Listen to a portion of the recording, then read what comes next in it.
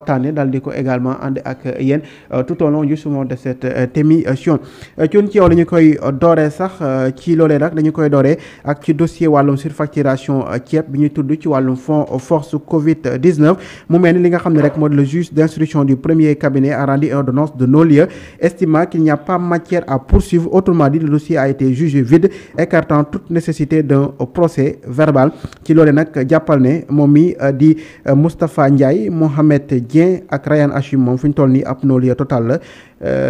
mu doon ab xibaar boo xam ne démb génn na ginnaaw haute cour de justice duggee ci mbirum ceeb boobule. waaw suñ décision boo xamante ni juge d'instruction moom moo ko génne tribunal bu Dakar moom moo ko gën a fësal ko am ñum ci tudd muy Ryan Hachim boobu ak Moustapha Ndiaye ñooñu dañ leen njoxtoon ne dañu nekkoon ay complices. ci ay jëf yoo xamante ni moom lañ doon visé contre Mansour Faye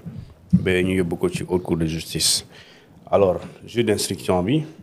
ñuy jàppee Mansour Faye ba pare ñu inculpé ñooñu pour complicité de ces faits là dañu leen yóbbu instruction te instruction dafa am diir am app mais solo si mooy dañ laa am lu ñu la teg mais dañuy dem wëri information est-ce que loolu ñu teg la mat nañu yóbbu la ñu àtte la wala est-ce que matu ko su dee matu ko alors dañuy jël loolu def ko lu ñuy tuddee non-lieu. bu dee effectivement gis nañ ay charges suffisantes parce que loolu moo am solo il suffit pas de charges simplement mais ay charges suffisantes dans ce cas mën nañu demander à ce que ñu yóbbu la ñu àtte la léegi nag le juge d'instruction bi def démb wala en tout cas décision bu mu génnee bu ñëpp gis ko. soo ko bëggee comprendre da ngay dem ci article 171 du code de procédure pénale sénégalais loolu moom moo ko wax code bi lu mu wax mooy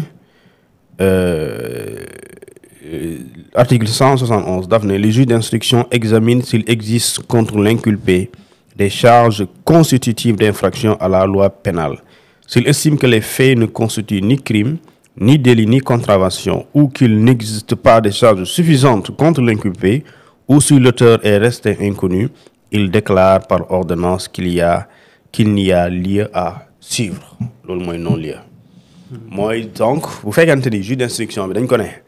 enquêter à charge et à décharge ça veut dire que autant que da ngay di mu élément yoo xam ne dafay incriminer nit ki waaye da ngay di mu uti élément yoo xam ne da koy décharger. léegi soo paree loolu da nga koy confronter nga dajale ko ba pare nga def ci conclusion soo gisoo ne amul charge suffisante effectivement da nga naan y a pas lieu à suivre maanaam lii vraiment jaruñu ci continuer bu dee jàpp nga ne c'est le contraire après si ngay wax ne nañ leen yóbbu ñu atte leen parce que yow doo attekat léegi nag loolu lu am solo mooy si loolu amee aussi moom dafay bind ki nga xamante moom mooy ku ko joxoon dossier bi parce que procureur moom moo ko confier dossier boobu ne ko defal ma instruction à charge et à décharge soo paree nag yow boo jëlee sa décision yow juge d'instruction da ngay informer le procureur de la République le procureur de la République aussi soo ko informer dafa am cër dafa am droit ci loolu mooy mën na wax waaw d'accord naa si mën na wax d'accord uma si c'est-à-dire que léegi boo bëggee comprendre parce que damay bañ ñeneen ñi naan le procureur fu mu ko teg soo demee ci article 179 foofu la ko procureur teg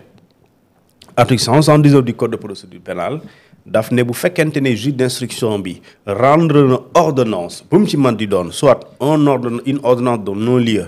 partielle ou totale ou bien une ordonnance de renvoi de l'affaire auprès d'une juridiction de jugement dans tous les cas quelle que soit la décision du juge d'instruction le procureur de la République a le droit lañ bind d'interjeter appel et ça c'est l'article 179 du code de procédure pénale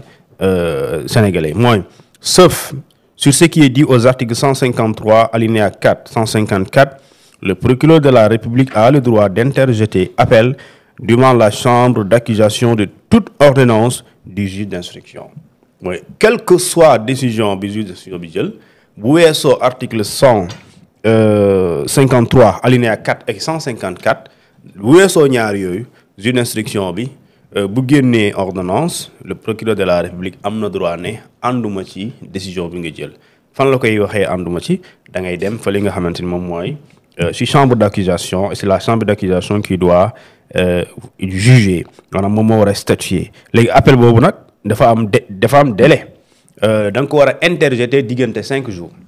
maanaam tey su procureur le juge d'instruction nu mu bindee nii kayit yi bind avocat yi ne leen seen waa ji parce que xam nga dañoo di mettre à l'encontre de maître xawma lan maître boobu mooy avocat ñooñu la ñuy bind texte bi loolu loi bi wax da ngay bind avocat yi yëgal nit yi su la neexee ñu fësal ko ni nga bindee maître boobu avocat boobu noonu ngay bindee procureur ne ko monsieur le procureur par rapport ak ñi ngi ma yónnee son dossier ba nga yow nga inculpé leen nga jox ma leen ñooñu laan def naa seen enquête mais damaa gis ne dañ leen war a setal procureur ne d'accord jot naa léegi procureur su jotee jamono jooju loolu muy notification de l'ordonnance su ko jotee ñu ne procureur am nga 5 jours selon l'article 179 am nga juróomi fan su dee d'accord ci waxal gaaw su dee d'accord nga ci aussi ñu jàll ci leneen léegi nag procureur moom bu ci d'accordul 5 jours yooyu am na ko et on dit c'est dans les 5 jours à compter du jour de la notification de l'ordonnance au parquet donc ordonnance bi bu dee démb lañ ko jox démb c'était le 3 donc am na le 3 jusqu'au ba 5 jours yooyu 3 xaw ma 8 lay nekk xaw ma lan bon 3 donc ba 8 donc su 8 yooyu su 5 jours yooyu matee defu ko dañuy considérer que ne la décision du instruction est définitive mais fii procureur bu mu ko jotee daf ne day interjeter appel yoon may na ko loolu léegi su interjeter appel day dem chambre d'accusation léegi il reviendra à la chambre d'accusation de statuer sur le refus sur li ñu tuddee l'appel bi procureur def ne nañu déedéet li ngeen leen bëgg a teggil ànduma ci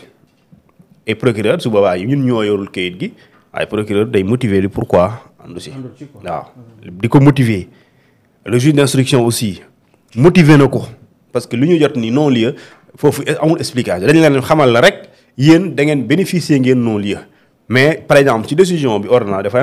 am li ñu tuddee motivation mooy selon l'article teg waaw fu ñu sukkandiku ñun waa tribunal ñun ñoo ne yow la ñu toppoon pour lii ñun ñoo ne nañ la setal parce que amuñu charge suffisante selon l'article 171 léegi su waa nga indi ay faits expliqués léegi nag ñaari kayit yooyu juge d'instruction ak procureur lay chambre d'accusation yore teg ko ci taabalam war ci atte xool procureur nee na ànduma ci selon tel kii nee na man maa leen décharger selon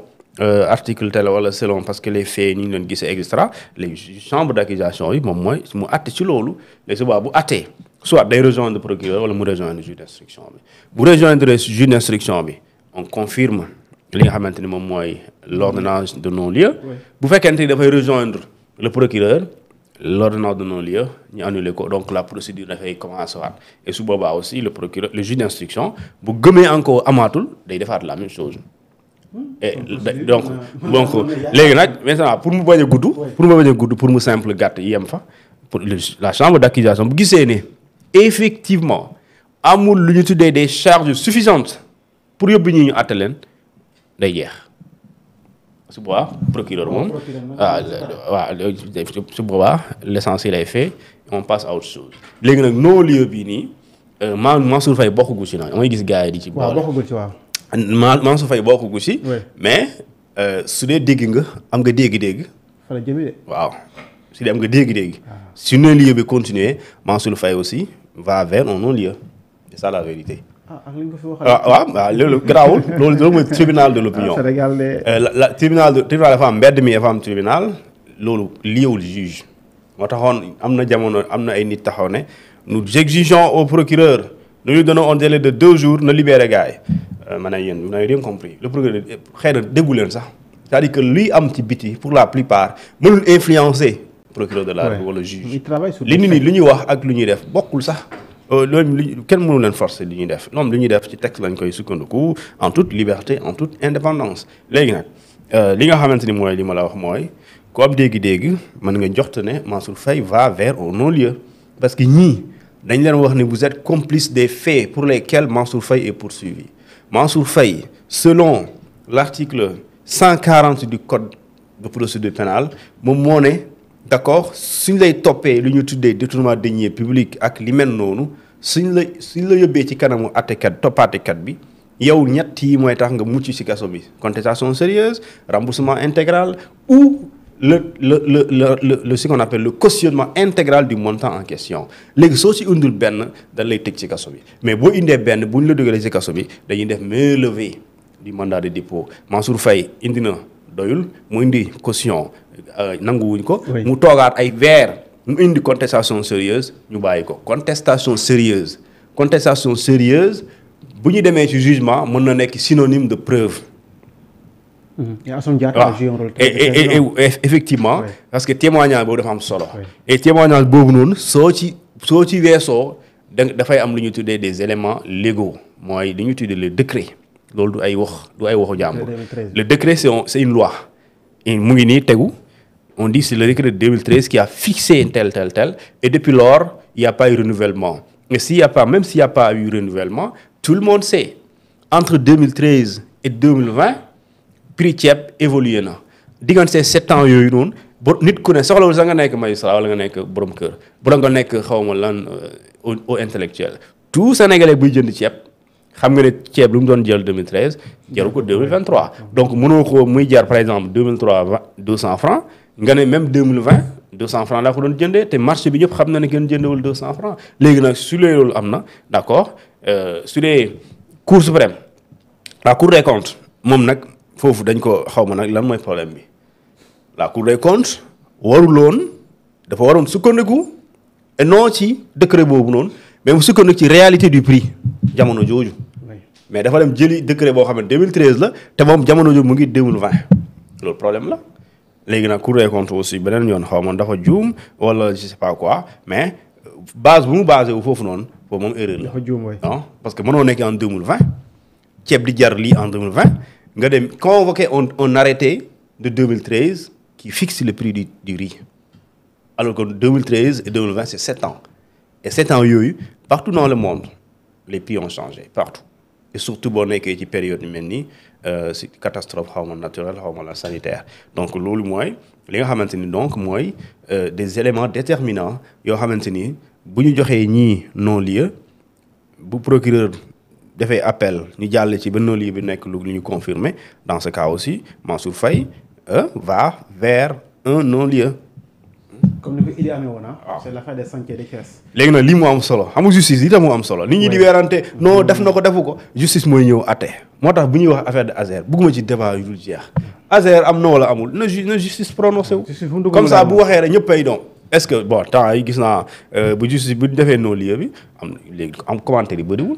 da ngay gis ñoo xam ne dañuy maandu. am na gars yu vaar dañuy toogoon naan naar bi ñu jox marché bi rek. ah non loolu man.